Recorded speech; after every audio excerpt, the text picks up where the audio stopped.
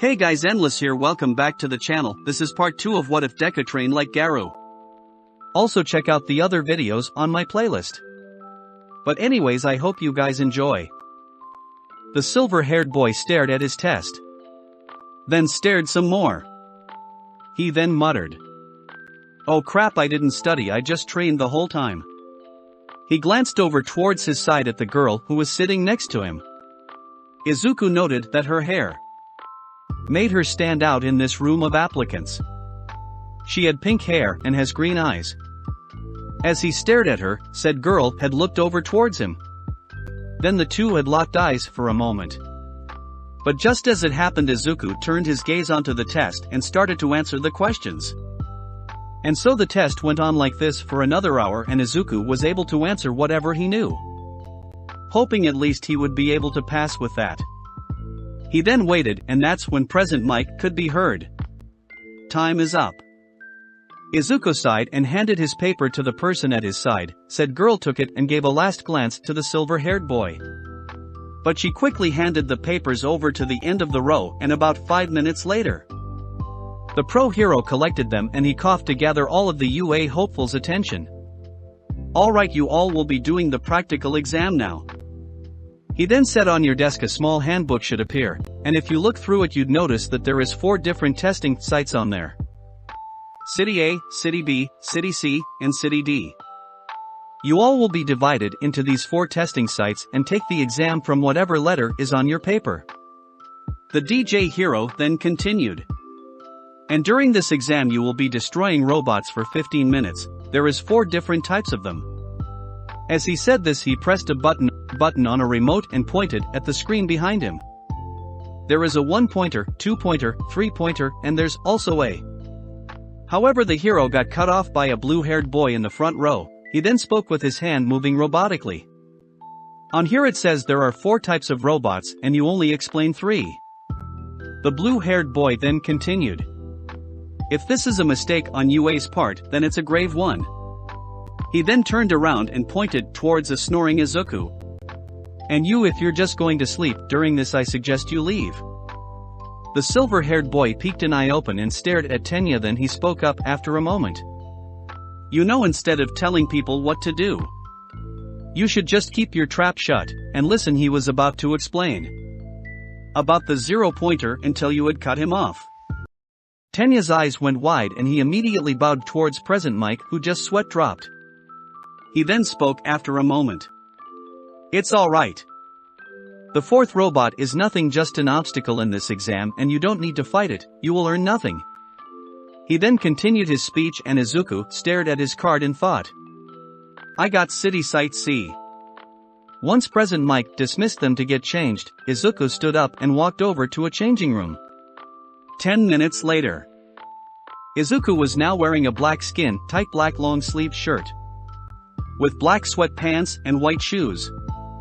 He walked out of the bus and looked around and noted that Katsuki wasn't here. The silver-haired boy just sighed and walked up to the gates. Izuku wanted to see who could destroy the most robots within this time frame between him and the blonde. However, the silver-haired boy perked up when present Mike could be heard throughout the intercoms, all the while opening the gates for the applicants. Go, go, go. The test already started. After the silver-haired boy heard this, he dashed inside the fake city, and the other applicants did the same. Izuku glanced behind him and smirked. He stomped his foot on the ground and a blue trail had followed. As said foot connected onto the ground, there was a small boom. The attack had caused the ground to shake slightly and made the people behind him fall down towards the ground. The silver-haired boy then jumped to the side and dodged a projectile from one of the robots. Izuku rushed the metal trash can and threw a punch towards its center. He then roared. Whirlwind, Iron Cutting Fist. Once his attack landed, the robot got cut into 3 parts, and it did so in a boom. Izuku jumped back and looked up ahead and saw more robots to destroy. He grinned and without a second thought dashed towards them. As he was running, the robots locked onto Izuku and launched their missiles at him. Said boy didn't make no effort to dodge, he just put his fists up and thought. Let's see if this stuff will work against me. And as he thought this, his hands lit up in a blue stream and he roared. Water stream, rock smashing fist. After he did this, the attacks that were sent his way got redirected towards the side of the buildings. The silver-haired boy did this 5 more times. Then he smirked at the robots, all the while his hands had a blue stream. Well, it looks like I'm able to deflect those. He then appeared in front of the 5 3-pointers and launched his fist into each and every one of them. After he destroyed the robots, he looked up ahead and saw more of them all in a big group. As this was happening, Shota spoke up to Nizu. What's his quirk? The sleepy hero asked. Said Chimera hummed and pulled out his file. He then almost dropped it in surprise. He is quirkless. After he said this, everyone looked at Nizu as if he was crazy. That's when Midnight spoke up after a moment of silence. Then how is he destroying robots like that? She asked curiously. As she said this, said heroine pointed at a screen where Izuku launched an attack onto the ground that shattered it and made 3 separate piles. Nizu stared at his file for a moment longer, then on the bottom he saw his relatives and his eyes went wide. That's Silver Fang's techniques. He is his grandson, the Chimera said, astonished. After everyone heard this, they stared at the boy in a new light, and Shota just smirked. So the former number 2 hero finally got an apprentice, eh? However, All Might brought them out of their thoughts when he spoke up. He is also using Bomb's technique. I remember fighting alongside him with his brother. Nizu sipped his tea and said, well, it looks like UA will have its first quirkless applicant.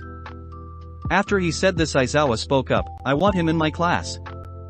I know, I already put him in there, Nizu stated. Back to Izuku.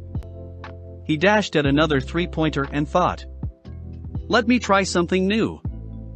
As he thought this, his hands lit up in a purple flow and Izuku roared. Whirlwind water stream, roaring aura sky ripping fist. The silver-haired boy pierced a 3-pointer's head, and as he did so, Izuku launched a high kick with the same flow towards another set of 2 robots, which sent them into the side of a building with a boom. As this was happening, another robot launched a missile at him and Izuku used its momentum to launch it towards another group of robots. Side note, Izuku kind of got the attention of most of the robots in the center, and there are 50 of them. Izuku grinned and looked up. As he did so, 4 robots raced towards him. The silver-haired boy stomped his foot onto the ground, and after he did so, a big chunk of said ground popped up in front of him and blocked the robot's path. He then launched his fist through the rock and did a roundhouse kick that took their heads off. He landed onto the ground and huffed. Alright, I may have gotten in over my head on this one. As Izuku was fighting, some of the applicants are staring at the silver-haired boy in shock. They were surprised he hasn't got overwhelmed yet. One had tried to destroy some of the robots while they were distracted, but he quickly backed away when 10 of said robots turned their attention to the boy. And so they watched as Izuku dismantled them. Said silver-haired boy redirected a punch from a 3-pointer into a 1-pointer.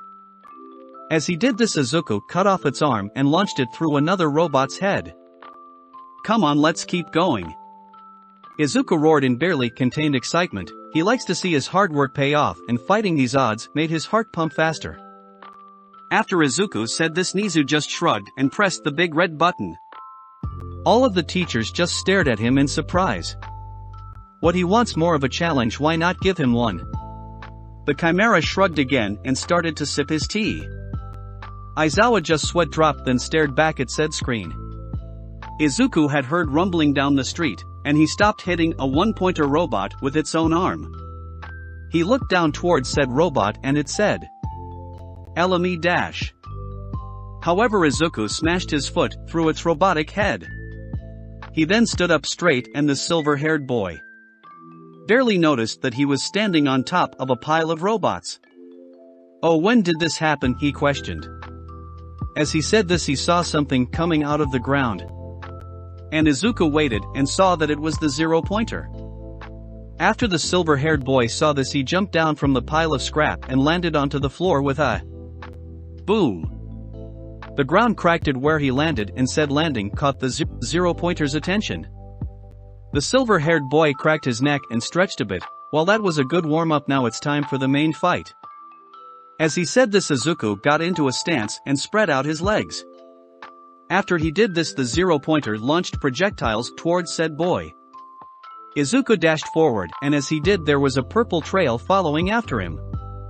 He dodged under the attacks and even pierced two of them. Said robot noticed his approach and launched his fist forward. The silver-haired boy noticed this and brought his fist back. He then roared. Whirlwind water stream, roaring aura sky ripping fist. As he launched his fist forward, so did the zero-pointer.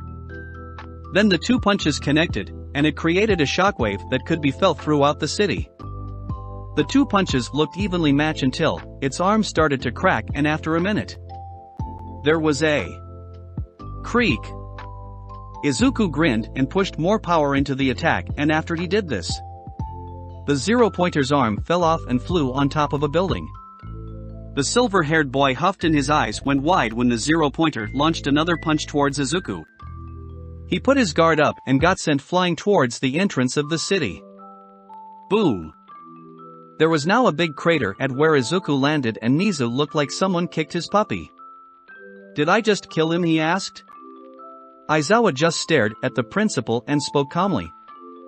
I'm not helping you when bang comes for your head. Nizu just gulped nervously and hoped the boy didn't die. As this was happening, President Mike said that time was up. Everyone stared at the crater, and once the smoke cleared, a bloodied fist could be seen moving away the rubble. As Izuku landed onto the ground, some rocks had fell on top of him. Izuku stood up and spat blood to the side. His shirt was now destroyed and he was bleeding on the side of his face. Some of his blood though had went into his left eye, and it looked like either Izuku didn't notice this or didn't care. He cracked his neck and noticed Recovery Girl walking towards him. Izuku stared at her with sharp eyes, which made the heroine halt in her healing. He then nodded slowly and let her heal him, though he watched her like a hawk the whole time, which made the pro-heroine a little nervous at the intense gaze. And to her shock, his eye remained bloodshot. She was about to speak, but Izuku beat her to it. Leave it, it doesn't bother me. And with that he put his hands in his pockets and ignored the stares of the girls. They were all looking at his upper body, which made this silver-haired boy uncomfortable a bit. What, he can fight 50 robots, but when it comes to girls he doesn't know what to do. Time skip next week. Izuku had got into Class 1A and got second place. He was only 2 points behind the blonde due to him attacking the zero-pointer. The silver-haired boy sighed and opened the door to his classroom. As he did, Izuku noticed Bakugo arguing with that blue-haired kid. Katsuki looked over towards Izuku and raised an eyebrow. What's with the eye? He asked curiously. Izuku just shrugged and sat down behind Bakugo and responded. I got launched across the city by the zero-pointer, he said nonchalantly. But after he did so, Katsuki looked at him and wondered how he didn't die from a fall like that. After all, Izuku doesn't have a quirk, right? However, someone else had spoke up.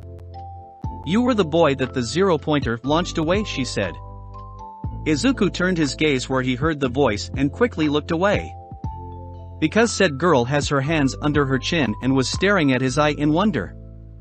So Recovery Girl couldn't heal that, she asked? The silver-haired boy just nodded, all the while giving a pleading look to Bakugo. Said blonde laughed and spoke mockingly. You kept making fun of me for making that look during the sludge villain incident. He then grinned. Suffer. The blonde then turned around and ignored the gasp from Izuku. However, Aizawa was feeling merciful and he spoke, which caught everyone's attention. You all took 10 seconds to quiet down. He then spoke in a monotone voice. My name is Shota Aizawa and I will be your homeroom teacher. Now put these on and follow me outside.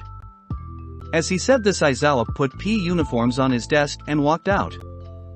Everyone stood up and walked outside. Once Izuku walked outside, the same girl from earlier appeared at his side. The silver-haired boy raised an eyebrow at her and asked bluntly, Is there something else you needed? The girl just pouted at this and spoke. I didn't get your name. Izuku stared at her for a moment, then replied. My name is Izuku Midoriya. The girl beamed at this and spoke. And mine is Mina Ashido. Izuku just nodded and the two walked into separate directions.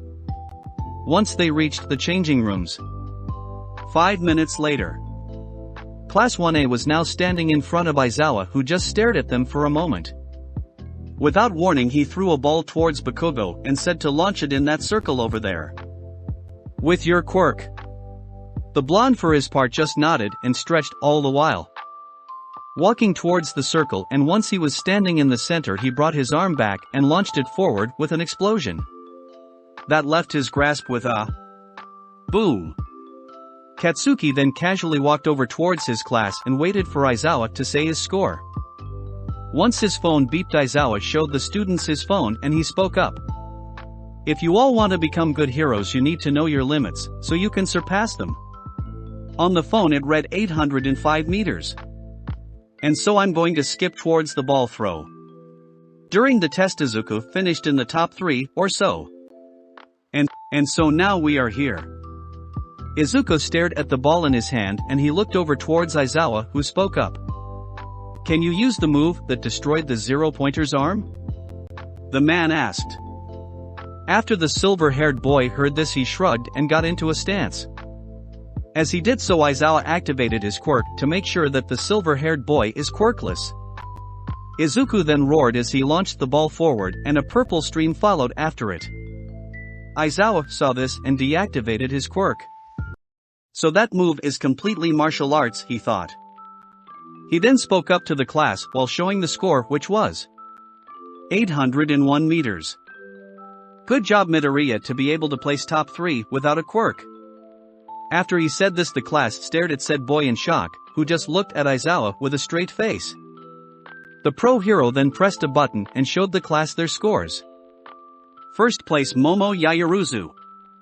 Second place Izuku Midoriya. Third place Katsuki Bakugo. Fourth place Shoto Todoroki. Once the class got their scores, Aizawa spoke up after a moment of silence. Alright, now go get changed back into the school uniforms and meet me back in class. The class left towards the changing room after they heard this. But now we skip to the next day. Izuku had his hand under his chin and thought. He wondered who would be the pro hero that will teach them. He doesn't know why, but Izuku started to get angry. And not a second later, the door to the classroom opened and in walked All Might. And the silver-haired boy now knew why he was angry. He barely even listened in to what the man had said.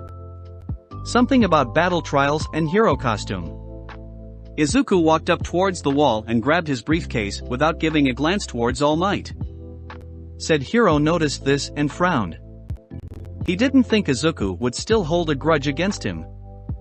Oh, and Izuku's costume is the same outfit Garou wore in the second season of the anime. Anyways, 5 minutes later. Izuku stretched as he was waiting for All Might to speak. However, Izuku halted once he noticed a few of the girls were staring at him with small blushes. He raised an eyebrow and looked at his hero outfit. But he shrugged and listened to All Might. The number 1 hero then continued. Now you all have to pick up one of these. As he said this, All Might grabbed onto a ball into a black box. You all will be drawing lots to see who your teammates will be, and after everyone chooses, I will be saying your opponent. Izuku just walked up towards the box and pulled out a ball with the letter A on the front. He put it back inside and walked away. As he did though, Izuku heard Mina's shout of joy. She too pulled out a ball with the same letter as the silver-haired boy. As she did, Katsuki pulled out the letter Z, and so did Tokoyami. The two glanced at one another and walked towards the side. After everyone was paired, All Might looked on at the teams and sweat dropped when Mina was trying to get the silver-haired boy's attention. But said boy was just ignoring her. He coughed into his fist and spoke. The first to fight will be Team A and Team Z. After he said this, Izuku got a feral grin and he looked over towards Bakugo. When the blonde noticed his grin, he gulped. Izuku only did that when he was excited for a fight, and he usually goes overboard. Now the villains will be Team Z, so enter inside this building and we all will be watching in the observation room. The class nodded and Izuku waited with Mina in front of the building. 5 minutes later. All Might could be heard throughout their earpiece. "Alright, hero team, enter." After he said this, Izuku dashed inside and Mina followed shortly after. The only plan Izuku wanted to do was go through the both of them and win. Mina couldn't find it in herself to argue, because Izuku was brimming with confidence. As the duo made it up the staircase, Izuku heard a roar of dark shadow. The silver-haired boy moved Mina behind him and got into a stance. He roared all the while launching a punch towards the shadow Quirk's head. Water stream, rock smashing fist. Once the blow connected with said head, the Quirk got sent back towards Tokoyami, who for his part stared at Izuku in shock. He had made sure this floor was dark so his Quirk would be stronger. But Izuku was able to deflect his attack so easily. He took a step back when Izuku started to laugh. "Alright, let's do this." Izuku launched himself towards Tokoyami, but as he did, the silver-haired boy shouted towards Mina. "Head towards the next floor, I will be there shortly." Said girl nodded and ran up the staircase. All the while Izuku kept launching continuous blows towards Dark Shadow. Said creature was having a hard time keeping up. After a few more blows it roared in defiance and grew larger. After Izuku saw this, he stopped his onslaught and jumped back. He raised an eyebrow at Tokoyami, who was screaming at his Quirk to calm down. However, Dark Shadow growled and roared, "Never, I won't lose to a weakling." As he said this, Dark Shadow launched a swipe towards Izuku which left a boom. Said boy was able to jump out of the way, but his eyes went wide at the sight before him. The whole left side of the floor was completely destroyed, even the outside could be seen. He also noticed once Dark Shadow's hand went out towards the light it screeched in pain. Izuku grinned and retorted mockingly, "Wow, nice of you to assume I am a weakling. At least I'm not the one that has a weakness such as yourself." After Dark Shadow heard this, he roared and launched himself towards Izuku. Said boy muttered, "Hope this doesn't destroy the building. Whirlwind, Iron Cutting Fist." He launched his attack towards the ground below him. And in doing so it made Dark Shadow miss his attack and it continued its path outside. When said Quirk went into the sunlight, it shrank back towards his normal size and went back into Tokoyami, who was passed out. As this was happening, Mina was facing off against Bakugo, who had his gauntlets melted off due to her acid, which annoyed the blonde, and so he launched explosions towards her, but said girl was able to dodge using her surroundings. He was about to launch another attack, but that's when the ground beneath him shook and Bakugo jumped back and put his guard up. Izuku bursted out beneath him and launched a high kick towards the blonde. Said boy flew back towards the end of the hallway with a thud. The silver-haired boy cracked his neck and grinned, "Hope you don't mind fighting me instead." As soon as he appeared, Mina ran up to the next floor in search of the bomb. Katsuki noticed this and tried to launch himself towards the girl, but he got a punch in the face for his efforts. Izuku then calmly moved his outstretched arm down and spoke. "What's scared to fight me?" he asked mockingly. The blonde got a few tick marks on the side of his head and he launched himself towards Izuku. Said boy just smirked and thought, same old, same old. He was about to counter, but Bakugo launched an explosion below him which made Izuku's eyes went wide. The blonde then launched himself towards the floor above him and intercepted Mina with a kick. Said girl didn't expect this, so she couldn't dodge in time, and so the kick sent her towards the ground in a thud. At this point Izuku had jumped up and he stared at Mina's unconscious form, then at Katsuki. Without a second thought he dashed towards the blonde with a purple stream. Wait, this is new, the blonde thought. He put his guard up, but once he did, the blonde had got sent flying through multiple walls from the impact of the attack. As Izuku moved his hand back, he heard All Might's voice over the intercoms. Villain team wins. The silver-haired boy face faulted that and shouted, "What, how?" He looked over towards the destroyed wall and saw that Katsuki had crashed into the fake bomb. Said blonde looked down and muttered. "Ha!" All Might's voice could be heard once again. Since young Izuku sent Katsuki through the wall and made him crash into the bomb when you're supposed to retrieve it. I give this win to the villains. Izuku just slumped down in defeat and picked up Mina bridal style. He ignored the blonde's taunt as he did so. What, making sure your girlfriend is okay? After Izuku heard this, he stopped and glared at the blonde. She is not my girlfriend. Katsuki just grinned at this and said. Yet. Izuku huffed in annoyance and walked down the stairs. However, he didn't notice the small smile on the girl's face. But that is the end of this part. If you enjoyed this part, leave a like and subscribe. Also tell me in the comments on how this part had came out.